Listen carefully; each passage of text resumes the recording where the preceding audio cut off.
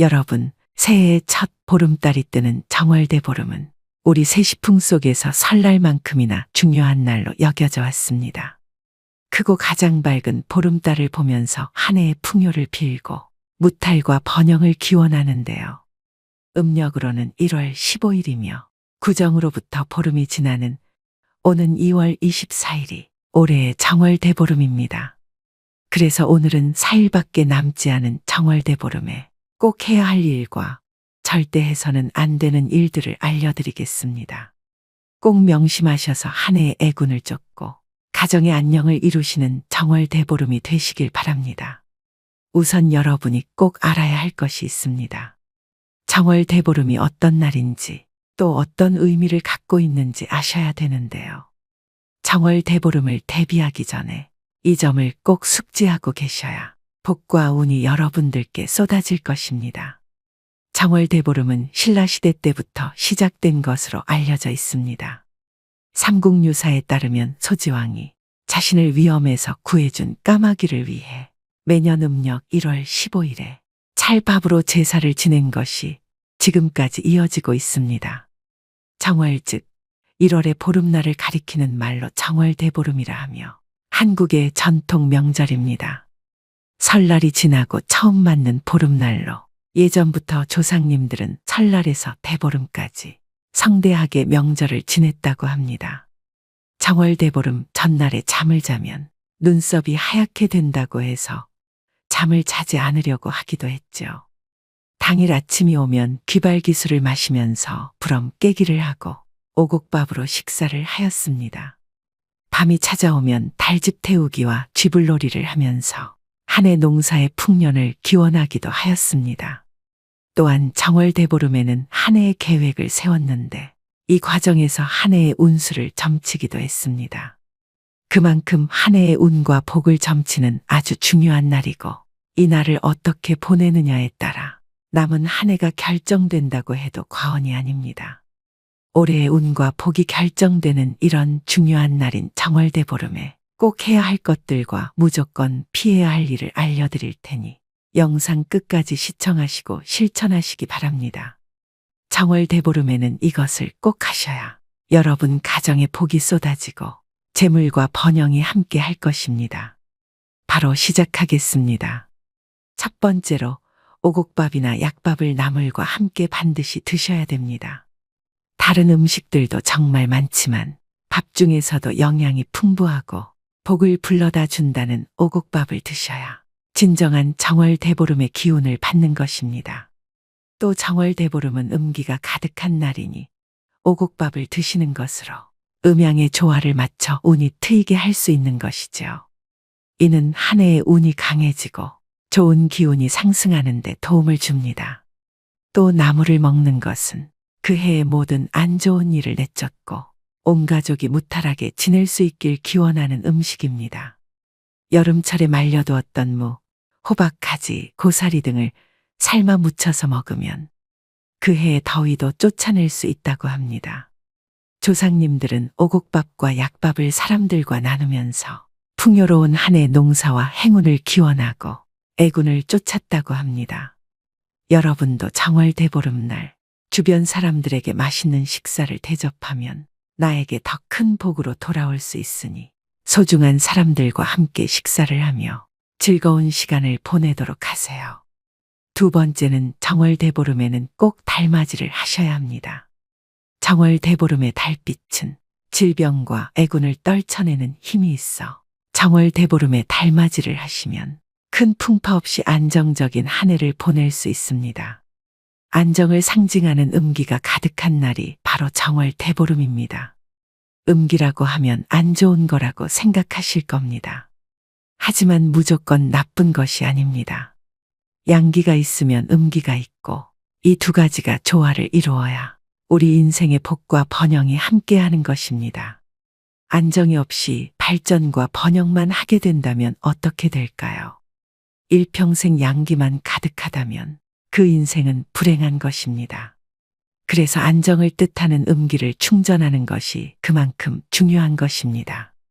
그래서 우리 조상들은 매년 정월대보름에 달맞이를 하셨던 것입니다.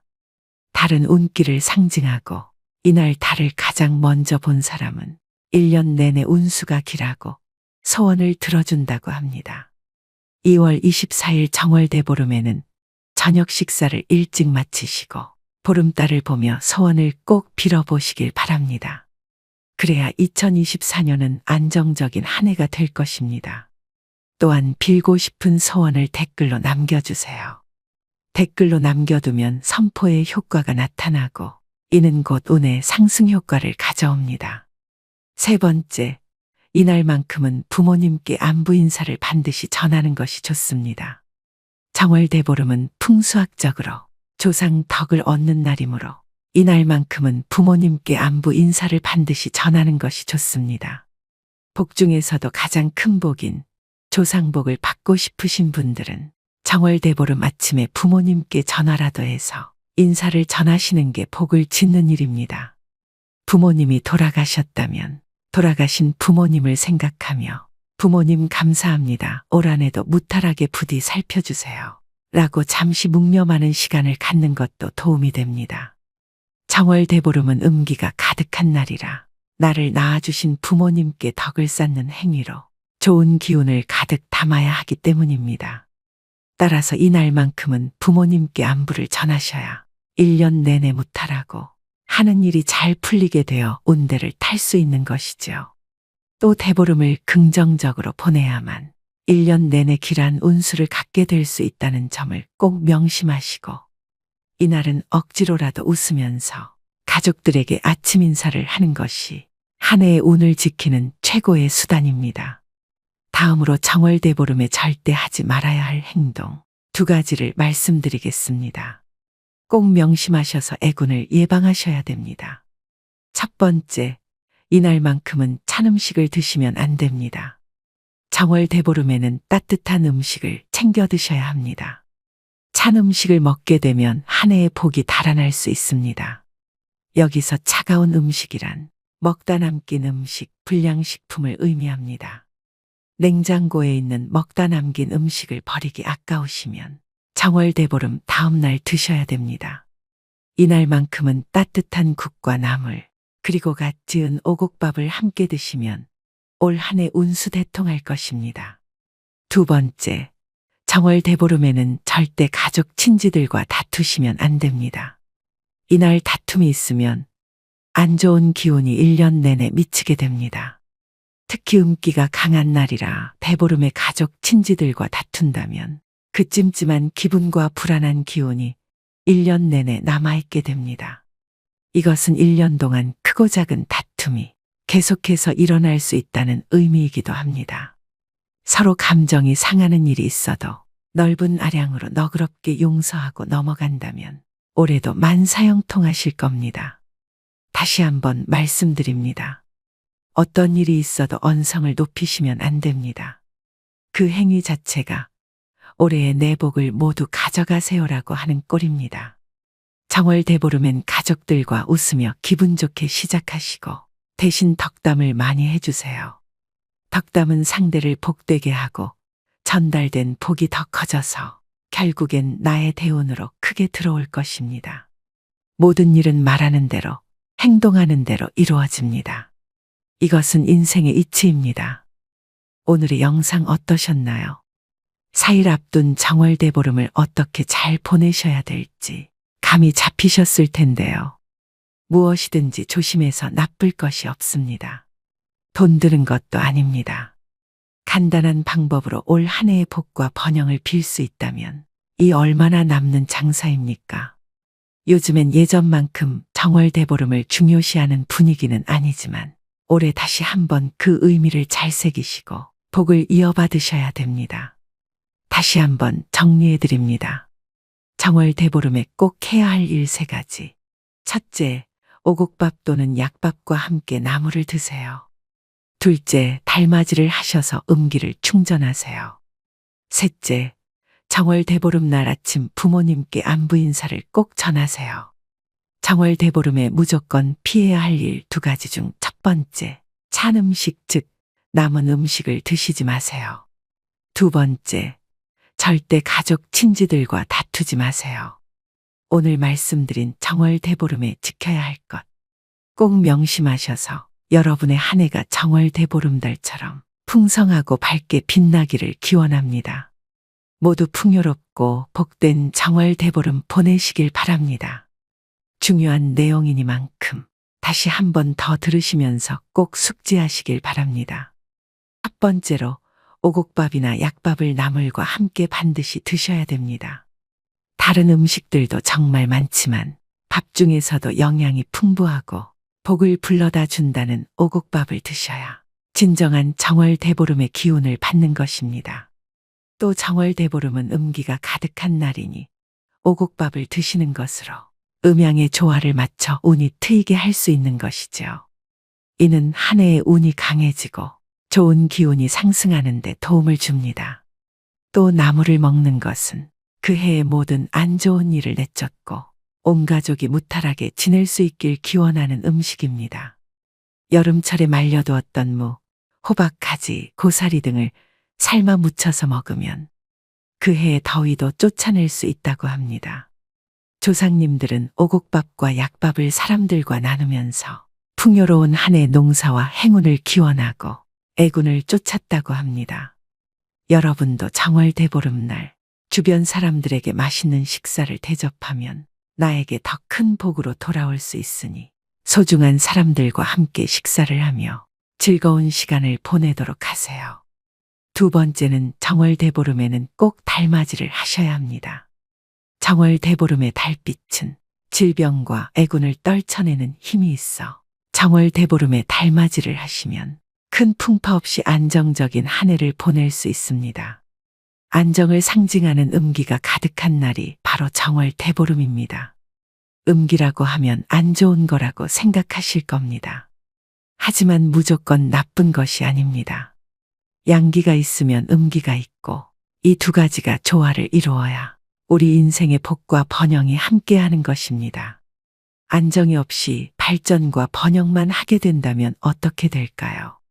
일평생 양기만 가득하다면 그 인생은 불행한 것입니다.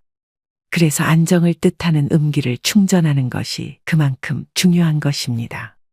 그래서 우리 조상들은 매년 정월 대보름에 달맞이를 하셨던 것입니다.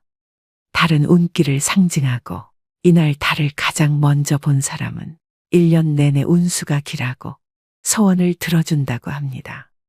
2월 24일 정월 대보름에는 저녁 식사를 일찍 마치시고 보름달을 보며 소원을 꼭 빌어보시길 바랍니다.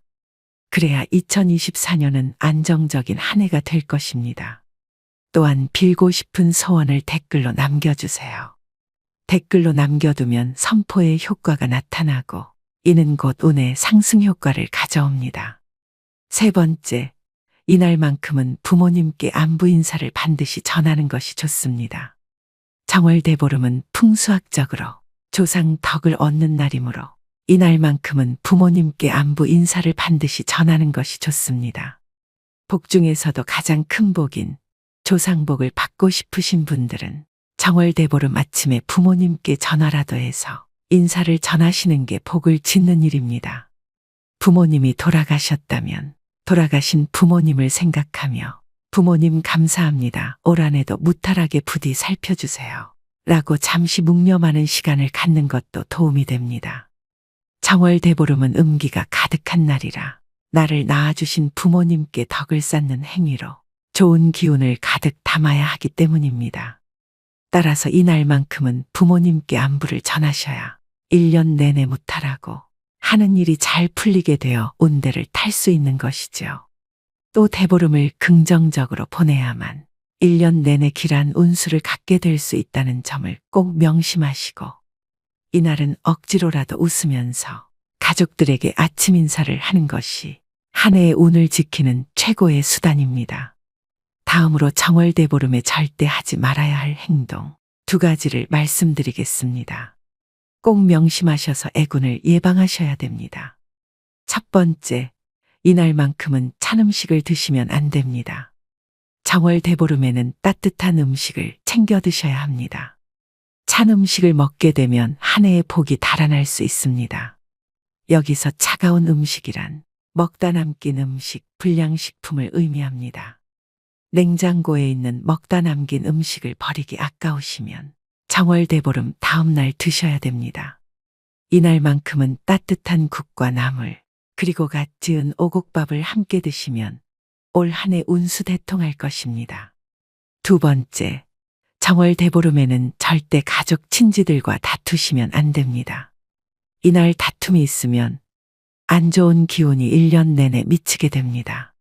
특히 음기가 강한 날이라 대보름에 가족 친지들과 다툰다면 그 찜찜한 기분과 불안한 기운이 1년 내내 남아있게 됩니다.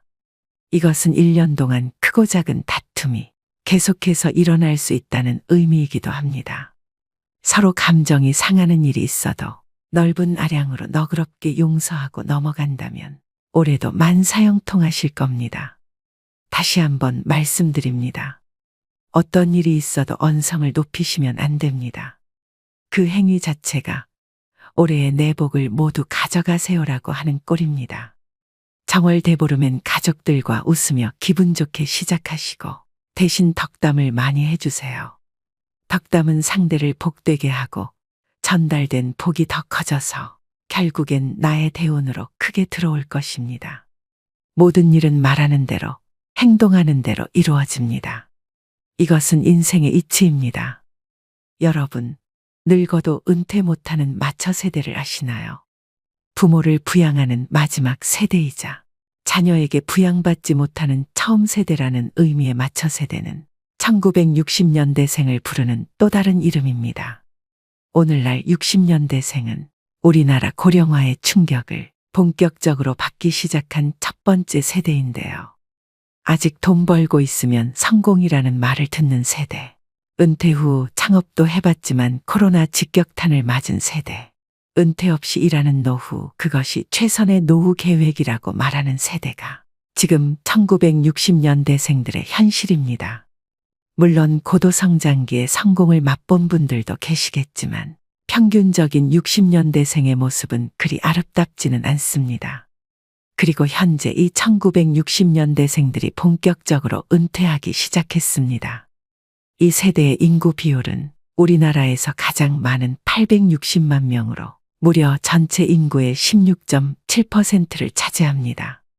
고도성장의 주역이자 민주화를 이뤄낸 핵심적 세대인 이들은 세계에서 가장 가난한 나라 중 하나였던 대한민국이 선진국에 이르기까지 그 중심에 있었습니다. 그렇게 온 세계가 놀랄 만한 한강의 기적이라는 신화를 일구게 되었죠.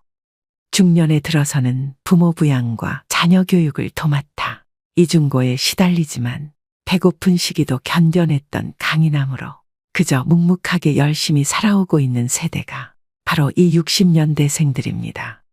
그리고 현재 이 60년대생들이 퇴직대열에 속속 합류하면서 열악한 재취업 일자리와 노후 준비 문제가 부각되고 있습니다.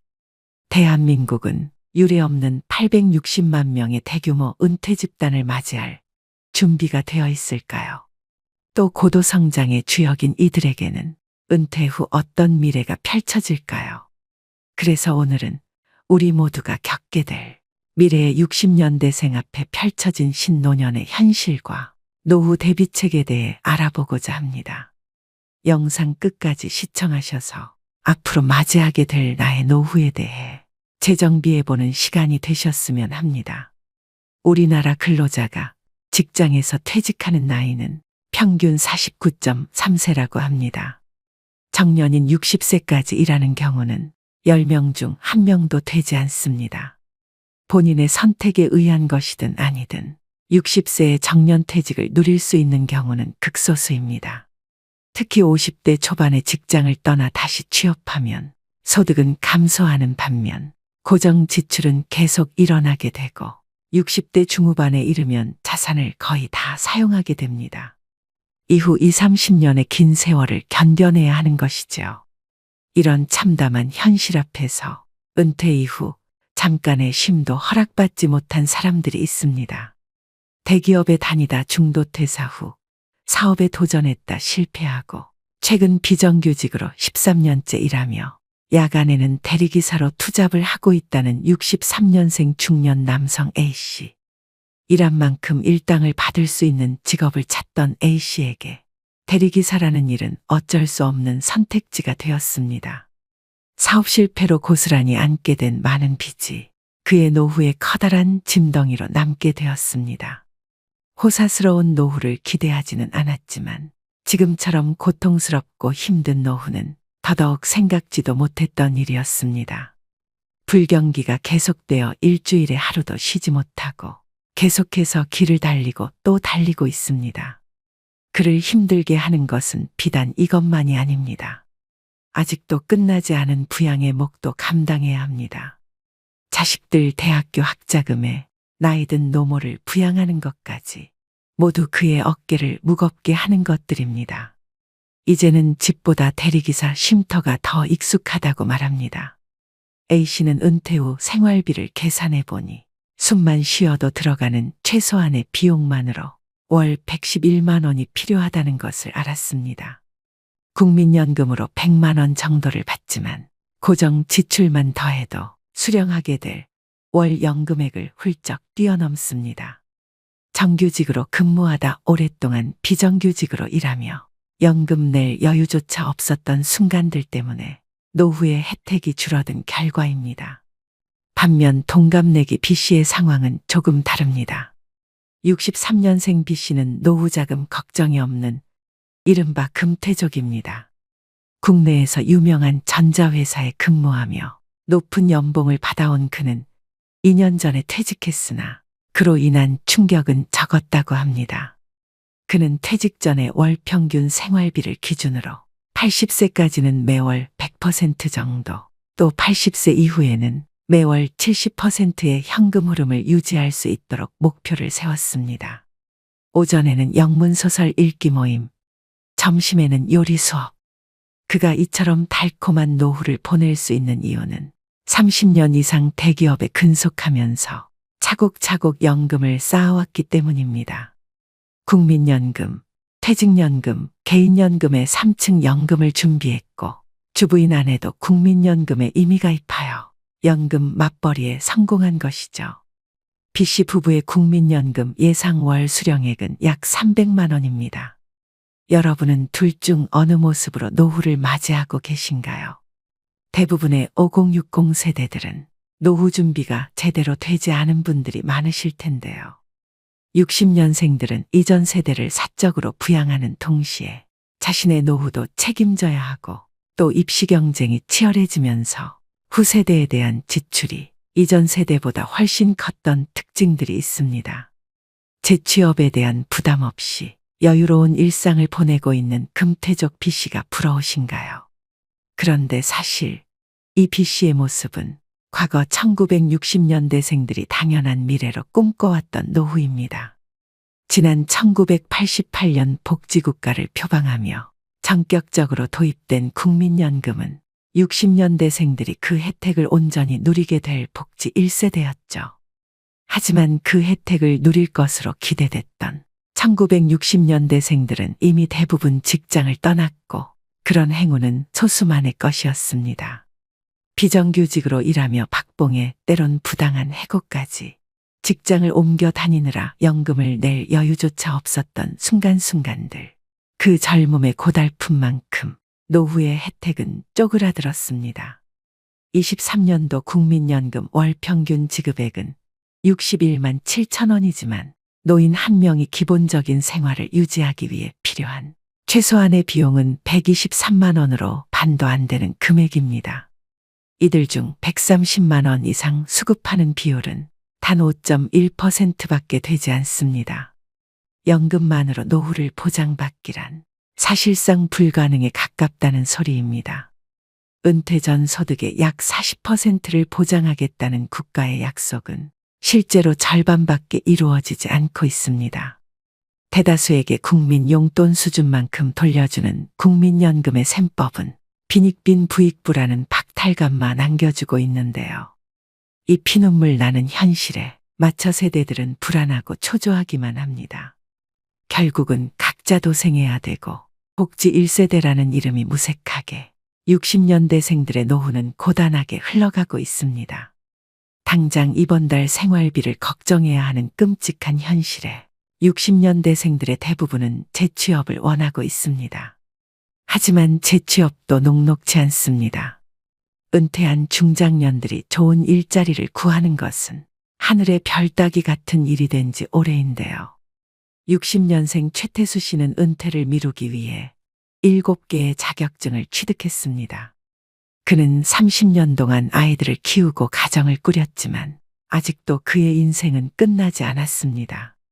정년을 맞이했지만 앞으로의 길은 막막할 뿐입니다. 인터넷 검색을 통해 자격증 취득이 노후 준비의 한 방법임을 알게 되었습니다. 7개월 전 취업에 성공했지만 그는 지금 8개월짜리 초단기 근로자로 일하고 있는데요. 이제 나이가 60이 넘으니까 찾는 사람이 없어요. 구직 지원서도 많이 내보고 해봐도 그게 안 되더라고요. 다음 직장은 어디가 될지, 또 어떻게 준비해야 할지에 대한 불안이 계속 따라다닙니다. 50대가 재취업에 성공하는데 평균 14개월 정도 걸리고 더 나이가 들수록 재취업에 소요되는 기간은 배로 늘어난다고 합니다. 취업이 된다 해도 더 열악한 노동시장에서 일을 할 수밖에 없습니다. 그래서 수많은 은퇴자들이 재취업을 포기하고 어쩔 수 없이 퇴직금 및 노후 자금으로 창업에 뛰어들게 되는데요.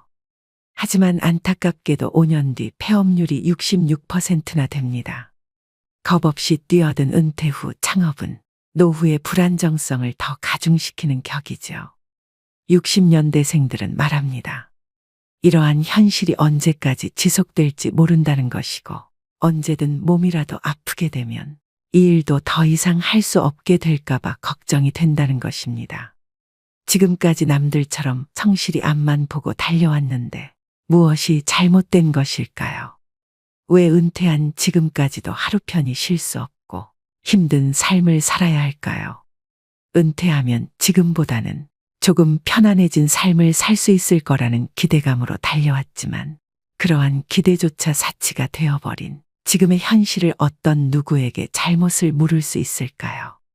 1960년대생들이 다시 과거로 돌아간다고 하더라도 노후 준비를 할 수 있었을까요? 대한민국 발전의 주역이었던 5060 세대의 불행한 노후를 막기 위해 은퇴 이후 정말 주의하셔야 될 3가지에 대해 알려드리겠습니다.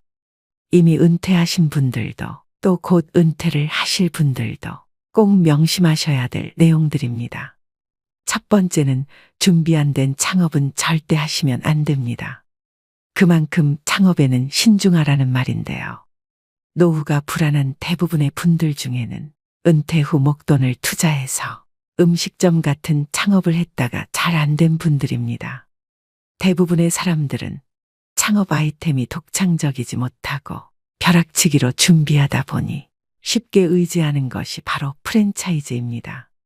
한 집 건너 한 집이 치킨집 커피숍이 된 이유이죠. 더 큰 문제는 이처럼 창업률이 높은 업종이 폐업률도 높다는 점입니다. 은퇴 후 창업은 자아 실현이나 꿈을 이루기 위한 경우도 있겠지만 대부분은 생계가 목적입니다. 노후 자금인 목돈을 남은 인생을 위해서 한 번의 승부를 건다는 것은 남은 인생을 모두 베팅하는 것과 같다고 생각됩니다.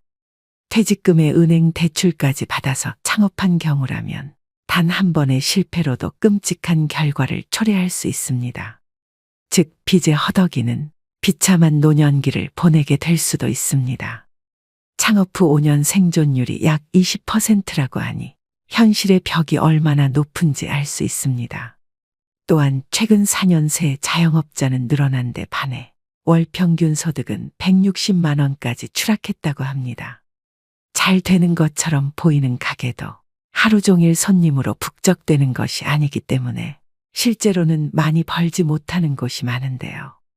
젊어서는 그 돈 날려도 다시 일어설 시간이 있지만 우린 맨 땅에서 다시 시작하기엔 남은 시간이 너무 빠듯합니다. 은퇴 후 마냥 놀 수는 없으니 뭐라도 빨리 하고 싶은 마음은 10분 이해하지만 그렇다고 무작정 사업을 시작하시면 절대 안 됩니다. 창업은 취업보다 훨씬 더 많은 준비와 리스크가 높다는 것을 명심하셔야 됩니다. 두 번째는 노후 파산 피하려면 자식부터 끊으셔야 됩니다. 자식 키우느라 노후에 재정이 바닥난 부모들은 결국 이런 하소연을 합니다. 안 주면 맞아 죽고 밥만 주면 쫄려서 죽고 다 주면 굶어 죽는다고 말이죠. 웃자고 한 이야기로 생각할 수 있지만 씁쓸한 마음도 드는 것이 사실인데요. 은퇴 후에 자녀들의 노예가 되어서 벌벌 떠는 부모들이 많습니다. 통상 노년에 불행해지는 사람들의 면면을 보면 주로 자녀와 관련된 것들이 많습니다. 세상에는 수많은 속임수가 있지만 알고도 속고 모르고도 속는 것이 자식에게 속는 것입니다. 가진 돈을 자식에게 전부 털어서 학비와 생활비, 사업자금, 결혼자금까지 대줍니다. 그나마 재산이 넉넉해서 이런 지원을 하고도 부모의 노후가 문제없다면 다행이지만 이럴 경우 대다수는 자녀 지원 때문에 부모의 노후가 위협받는 상황에 이르게 됩니다. 사랑과 희생으로 자녀에게 올인하면 내 노후는 자식이 챙겨주겠지 하고 기대하는 분들도 계실 거라고 생각합니다. 정말 어리석은 생각입니다. 주변만 둘러봐도 자식에게 다 퍼주고 늙은 부모들은 쪽방에서 가난한 노후를 맞이하게 되는 경우가 많습니다. 자녀 리스크라고도 하죠. 제대로 자립하지 못한 자식대로, 자식을 제대로 자립시키지 못한 부모대로 노후의 대가를 무겁게 받는 것입니다. 자식들은 부모가 도와줄 땐 당연시 여기지만 부모가 좀 도와달라고 하면 얼굴 표정이 달라집니다. 부모는 10자식도 키울 수 있지만 자식은 한 부모도 건사하기 힘들다는 말이 있습니다. 자녀들에게 노후에 의지하지 않기 위해서라도 여력이 있을 때 자녀가 아닌 나의 인생을 위해 노후 준비를 하셔야 됩니다. 지금부터라도 늦지 않았습니다. 자녀를 위해서라도 금전적인 지원을 끊으시고 경제적으로 자립할 수 있게 도우셔야 됩니다. 내 노후 준비에만 집중하셔야 됩니다. 세 번째는 금융 공부를 미리 해두시는 게 좋겠습니다. 은퇴 준비를 미리 하셔서 행복한 노후를 맞이할 수 있습니다. 그 조건에는 금융 공부가 필수입니다. 모두 돈을 버는 데만 몰두할 뿐 돈을 모으고 지키는 데는 관심이 없습니다. 또 한국인에게 인생을 살아가는데 중요한 금융교육은 매우 결여되어 있는 게 현실입니다. 즉 우리나라는 열심히 살아도 가난을 면하기 어려운 나라임에는 틀림없습니다. 무척 억울하지 않나요? 분명히 자신의 삶을 돌아보면 일만 한 것 같은데 그 결과가 노후 빈곤이라니요. 오직 노동을 통해서만 돈을 번 사람은 노동을 못하게 되는 순간 소득 빈곤층으로 전락하게 됩니다.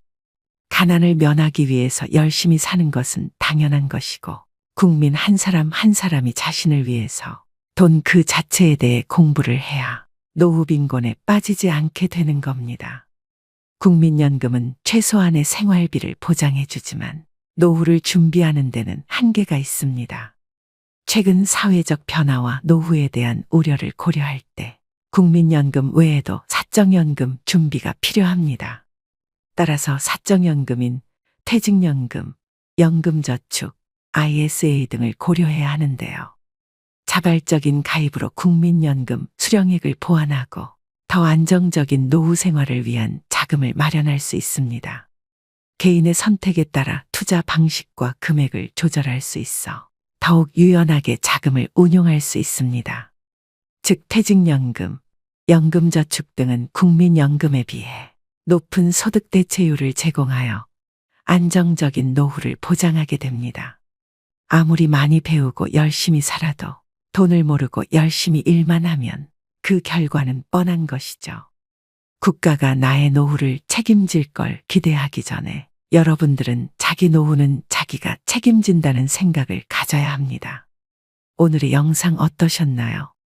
워렌 버핏은 이렇게 말합니다. 오늘 누군가가 그늘에 앉아 쉴 수 있는 이유는 오래전에 누군가가 나무를 심었기 때문이다. 이처럼 미래를 위해 지금부터 작은 것이라도 노력하고 실천하여 나만의 안정적인 그늘을 만들어 행복한 노후를 맞이하셔야 됩니다. 초고령 사회까지는 앞으로 3년. 골든타임이 얼마 남지 않았습니다. 누구나 노인이 됩니다. 하지만 행복한 노인은 늙지 않는다고 합니다. 인생이 막은 거대한 목표, 성취감을 추구하는 방식이 아닌 내려놓는 것임을 깨닫고 나만의 삶을 추구하는 시기가 되셨으면 좋겠습니다. 여러분들의 행복한 노후를 기원하겠습니다. 오늘도 노후의 지혜와 함께 해주셔서 감사드립니다. 황금빛으로 무르익어가는 여러분의 지혜로운 인생을 언제나 응원합니다. 살다 보면 어떤 일이든 후회가 남기 마련입니다. 미리 알았더라면 후회를 덜 남길 수 있었을까요? 인생의 후반기를 보내고 있는 60대, 70대들은 그들이 지금껏 살아온 발자취 곳곳에서 후회를 발견한다고 합니다. 또 사람들은 죽기 직전 많은 깨달음을 얻는다고 합니다. 저마다 다른 삶을 살았던 사람들이지만 놀랍게도 후회하는 것은 거의 비슷하다고 하는데요. 사람들은 삶이 끝나갈 때쯤 돼서야 자신의 인생을 명확하게 돌아볼 수 있다고 합니다. 인생을 후회 없이 사는 사람은 아마 없을 것입니다.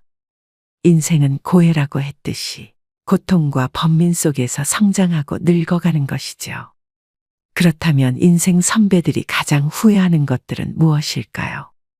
오늘은 우리보다 조금 앞서 이 길을 지나가신 60, 70대 인생 선배들의 99%가 땅을 치고 후회한다는 10가지에 대해 말씀드리겠습니다. 오늘의 영상으로 자신의 지나온 인생을 돌아보고 또 남은 인생은 보다 기쁘게 살아가시길 바랍니다. 첫 번째, 저축을 많이 하지 못한 것. 은퇴 후 가장 큰 고민은 경제적인 어려움입니다. 고정 수입은 줄어들지만 지출은 계속해서 발생되는데요. 은퇴 직후에는 여행을 떠나거나 평소 하고 싶었던 취미 활동을 하는 등 나를 위한 재량적 지출을 많이 하게 됩니다. 그 이후 70세가 넘어가기 시작하고 건강이 나빠지면서 간병이 필요한 시기가 되면 지출은 급격히 늘어나게 됩니다. 그 외에도 자녀 지원비, 경조사비 등 각종 지출은 늘어가는 탓에 생활고에 시달릴 수 있습니다. 인간의 수명이 늘어나면서 노후 생활 기간도 덩달아 늘어났습니다. 그만큼 준비해야 할 돈도 많아졌다는 뜻이죠. 그러나 한정된 소득과 재산을 갖고 노후를 준비하기란 여간 어려운 일이 아닐 것입니다.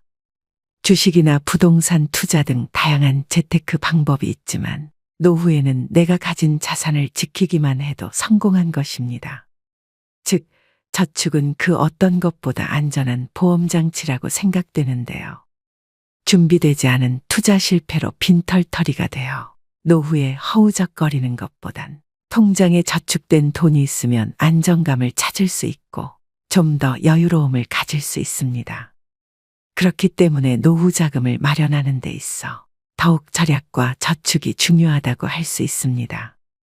이처럼 젊은 나이에 저축을 하지 않으면 은퇴 이후 큰 고난을 겪게 될 수 있습니다. 두 번째, 배우자에게 잘하지 못한 것. 배우자는 평생을 함께할 반려자입니다.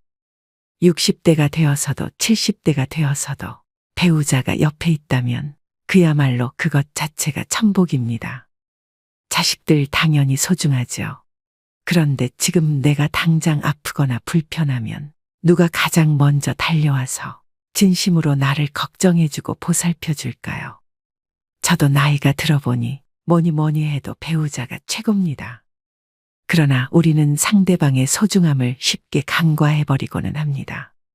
나이가 들수록 곁에는 서로만 남게 되며 자식도 다 부질없습니다. 요즘 황혼이혼도 많이 늘어나는 추세라고 하는데요.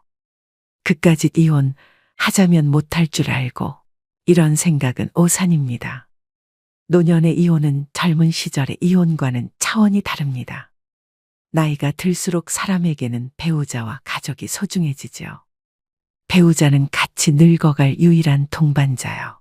가족은 자신의 삶은 증명해주는 증거이기 때문입니다. 젊은 시절에는 이혼을 해도 새로운 사람을 만나 가정을 이룰 수도 있지만 황혼이혼의 경우 그런 일이 쉽지만은 않습니다. 결국 대부분 혼자 쓸쓸하게 늙어가는 비참한 결과만 초래될 뿐입니다. 내 남편, 아내에게 후회하지 말고 배우자에게 최선을 다하며 앞으로의 노후를 그려나가셔야 됩니다. 세 번째, 건강을 소홀하게 한 것. 건강이 중요하다는 사실을 모르는 사람은 없습니다. 하지만 젊어서는 그것을 잘 모르고 자기의 몸을 혹사시키지요. 그거 하나 한다고 건강해지겠어? 하고 무심히 지나쳤던 습관들이 사실은 평생 건강을 지키는 열쇠입니다. 사람은 누구나 오래 살기를 꿈꿉니다. 하지만 오래 산다고 다 행복할까요? 몸이 불편해 오랫동안 침대에 누워서 보내야 한다면, 또 노후에 소일거리를 찾지 못해 집에서 온종일 텔레비전이나 보며 지낸다면 그것이 행복하다고 할 수 있는 것일까요? 긍정적인 장수는 본인도 행복하고 가족들도 즐겁지만, 부정적인 장수는 본인도 고통스럽고 가족도 힘들게 합니다. 중요한 것은 얼마나 오래 사느냐가 아니라 얼마나 건강하게 사느냐입니다. 건강을 유지하기 위해서는 규칙적인 운동과 올바른 식습관을 유지하는 것이 중요합니다. 많은 종류의 영양소를 저염식으로 골고루 섭취하세요. 영양 과잉과 결핍이 되지 않도록 철저한 관리가 필요합니다. 그 중에서도 특히 치아 관리를 잘 하셔야 합니다. 치아는 하루아침에 좋아지지 않기 때문입니다. 건강한 삶은 노후에 대비하는 가장 좋은 방법입니다. 오래 사는 것이 기본인 시대에 우리는 유병장수보다는 무병장수의 목표를 가지셔야 됩니다. 네 번째, 노년을 함께 할 친구를 못 만든 것. 배우자 다음으로 친구가 가장 큰 자산입니다. 보통 성인이 되어 직장 생활을 하고 가정을 꾸리다 보면 친구들과의 연락이 뜸해집니다. 하지만 친구들은 가족과는 또 다른 마음을 주고 받을 수 있는 소중한 존재라는 것을 알아야 합니다. 취미 생활을 공유할 수 있는 친구, 자신의 속 얘기를 가감없이 털어놓을 수 있는 친구가 있다면 늙어서도 외롭지 않고 인생이 풍요로워집니다. 사람들은 임종 직전에야 오랜 친구의 소중함을 깨닫곤 합니다. 하지만 그때는 친구들의 연락처도 수소문할 수 없는 경우가 많은데요. 오라는 친구가 있고 만나자는 친구가 있다는 것은 분명 큰 행복입니다. 오랜 친구 중에서 마음 맞는 친구가 없다면 취미나 봉사활동, 모임 등을 통해서 새로운 친구를 사귀는 방법도 좋습니다. 아무리 바빠도 노년에는 소중한 친구들에게 가끔 안부도 묻고 함께 시간도 보내며 교류를 이어나가는 것이 중요합니다. 자식들은 출가해서 가정 이루고 나면 바쁘다고 얼굴도 잘 안 보여줍니다. 평생을 함께 할 친구가 없다면 노년은 무척 외롭고 쓸쓸하다는 것을 명심하셔야 됩니다. 다섯 번째, 평생 할 수 있는 취미를 만들지 못한 것. 다양한 취미 활동을 즐기는 것은 젊은 세대의 전유물이 아닙니다.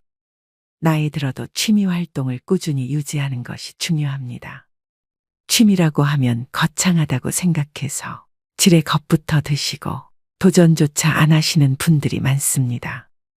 등산과 가벼운 산책, 음악 감상, 독서 등과 같이 돈이 필요하지 않은 취미들도 많습니다.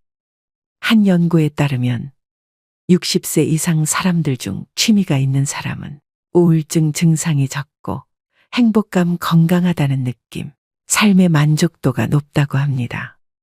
말년의 삶의 만족도는 취미 활동과 가장 밀접하게 연관되어 있었는데요. 또 다양한 취미 활동은 치매 예방에도 매우 도움이 됩니다. 건국대병원 치매클리닉 한설의 교수는 늦었다고 생각할 때가 가장 빠른 것, 뇌를 자극하는 두뇌 훈련을 당장 오늘부터 시작하라고 강조합니다.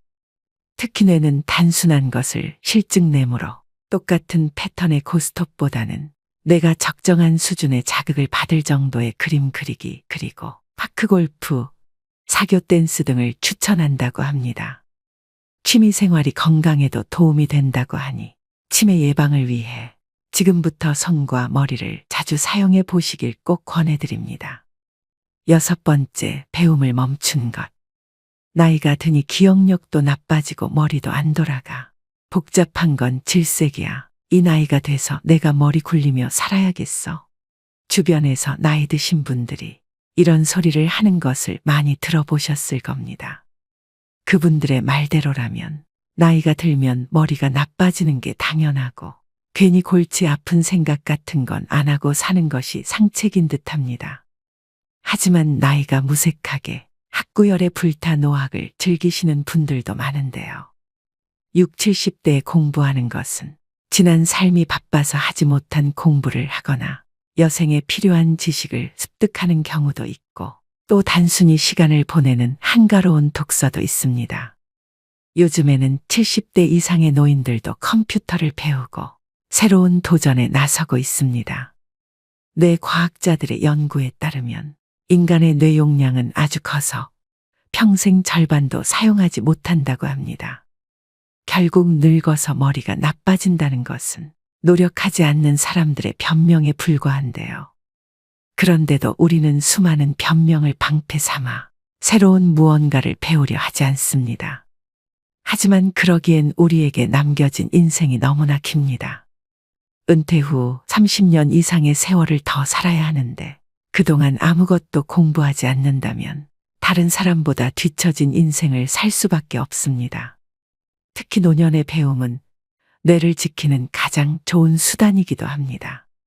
뇌는 사용하면 할수록 노화가 더디게 진행됩니다.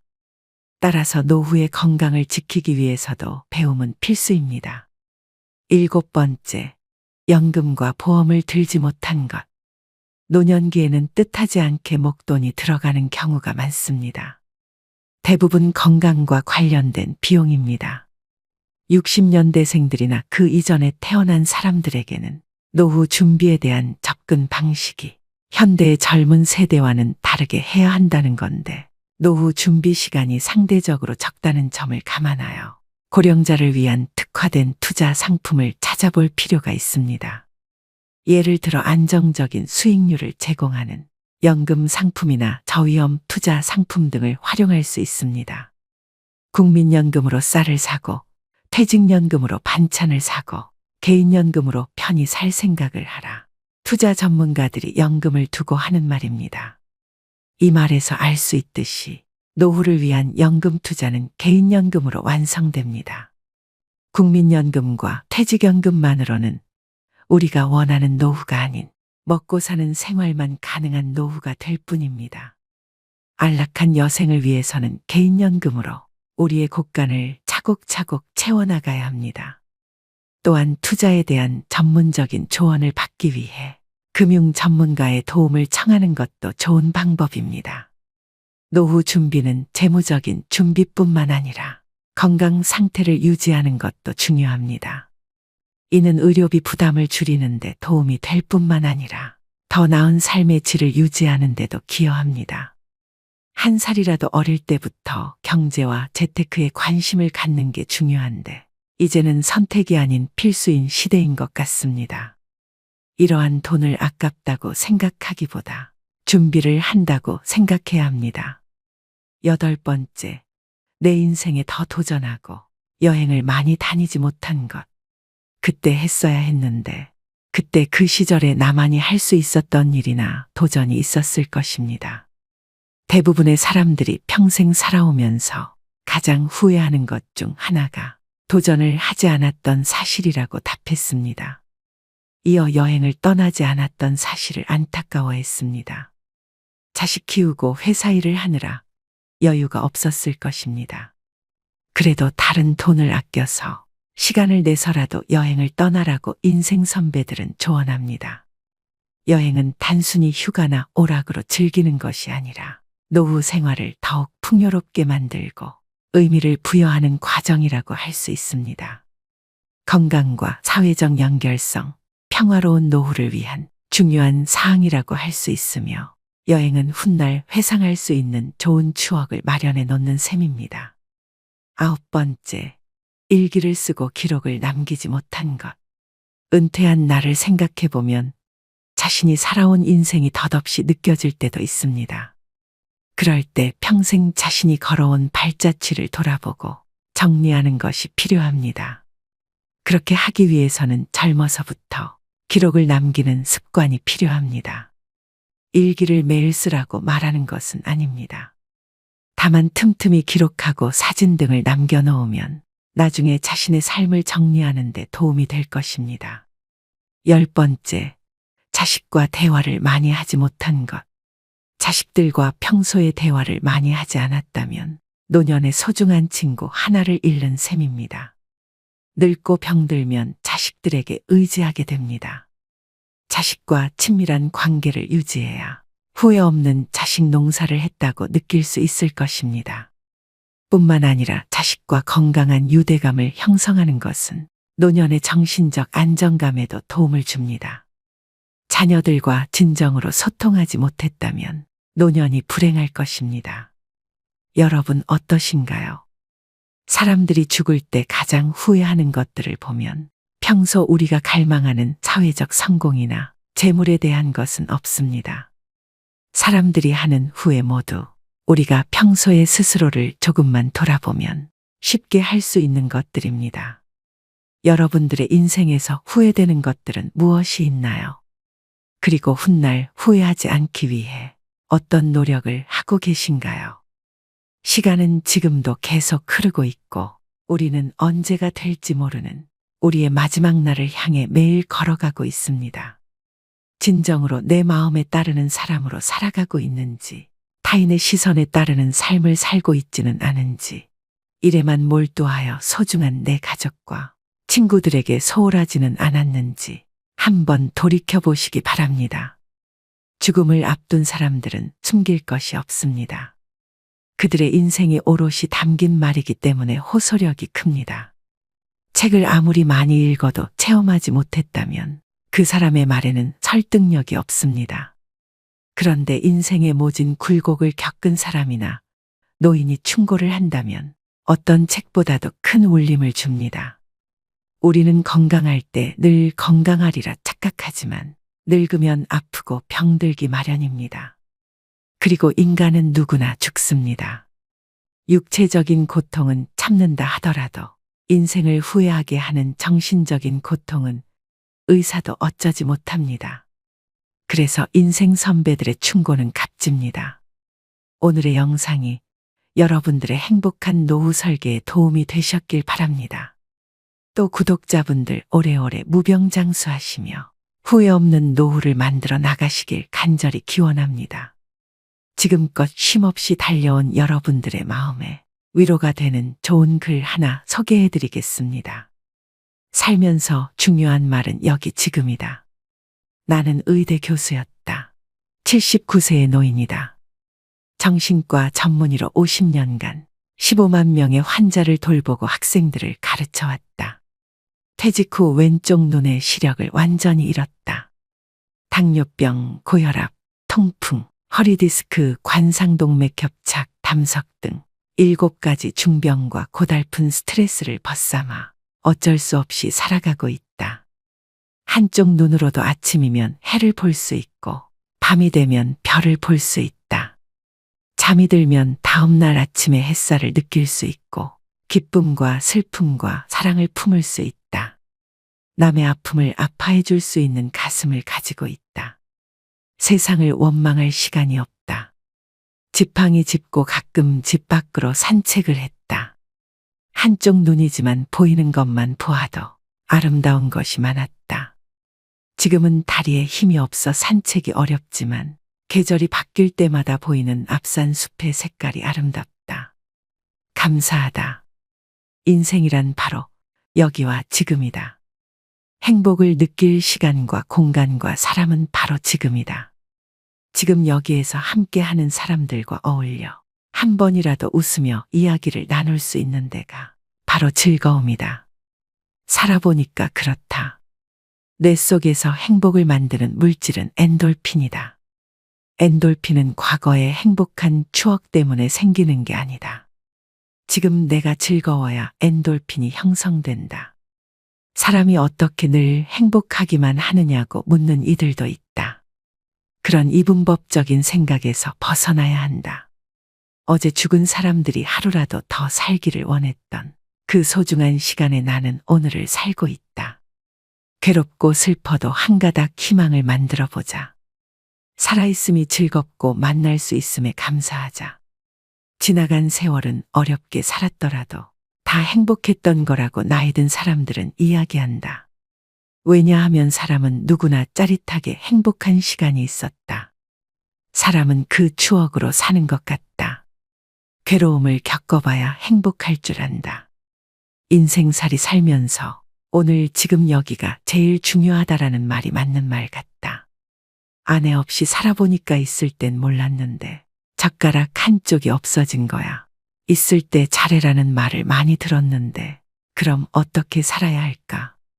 우리 장인이 하신 말씀인데 나에게 주어진 대로 감사하면서 받아들이면 다 보여. 행복의 답은 바로 지금 여기 내 가슴에 담겨 있다. 고개 들어 저 멀리 하늘을 한번 보자. 마지막으로 어느 부자 노인의 유언장을 들려드리면서 오늘의 영상 마무리하겠습니다.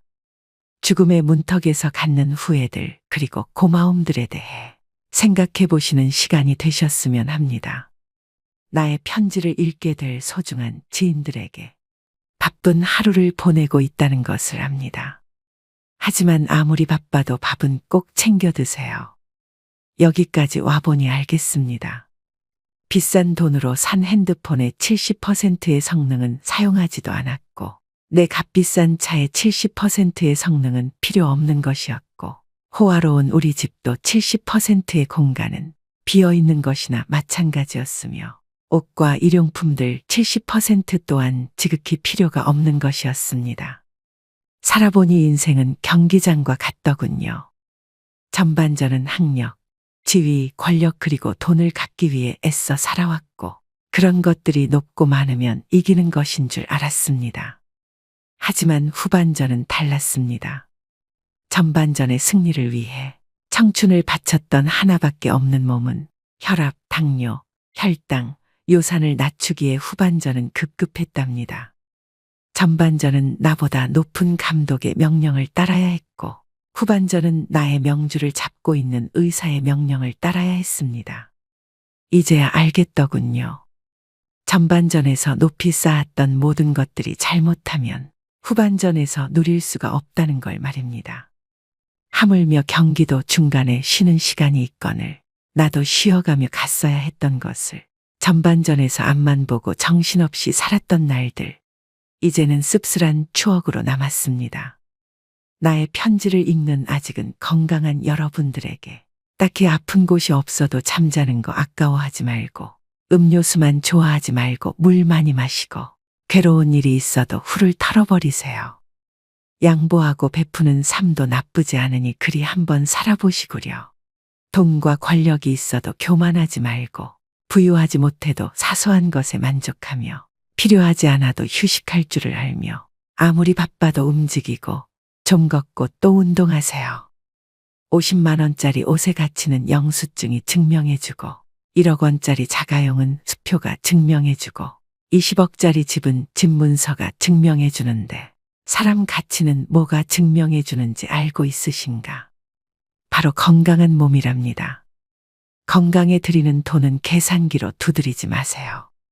건강할 때 있는 돈은 자산이라고 부르지만 아파서 병원에 누워 있으면 그때 가지고 있는 돈은 그저 유산일 뿐이라네. 세상에 당신을 위해 차를 몰아줄 기사는 얼마든지 있고 당신을 위해 돈을 벌어줄 사람도 얼마든지 있다. 하지만 당신 몸을 대신에 아파줄 사람은 결코 없답니다. 물건을 잃어버리면 다시 찾거나 사면 그만이지만 영원히 되찾을 수 없는 것은 하나뿐인 생명이라오. 내가 여기까지 와보니 돈이 무슨 소용이 있는가. 내가 죽으면 나의 호화로운 별장은 내가 아닌 누군가가 살게 되겠죠. 내가 죽으면 나의 고급차 열쇠는 누군가의 손에 넘어가게 되겠죠.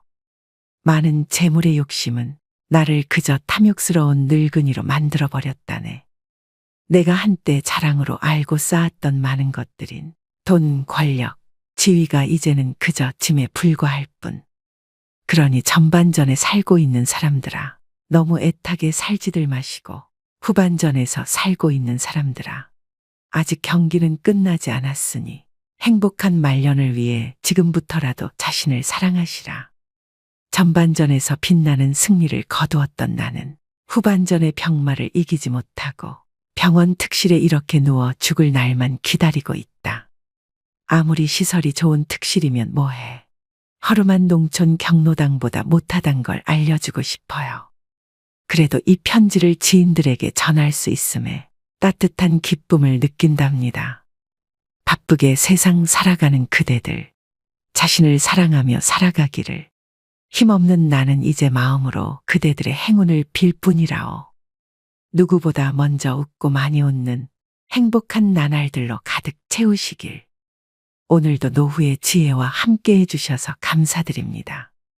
황금빛으로 무르익어가는 여러분의 지혜로운 인생을 언제나 응원합니다.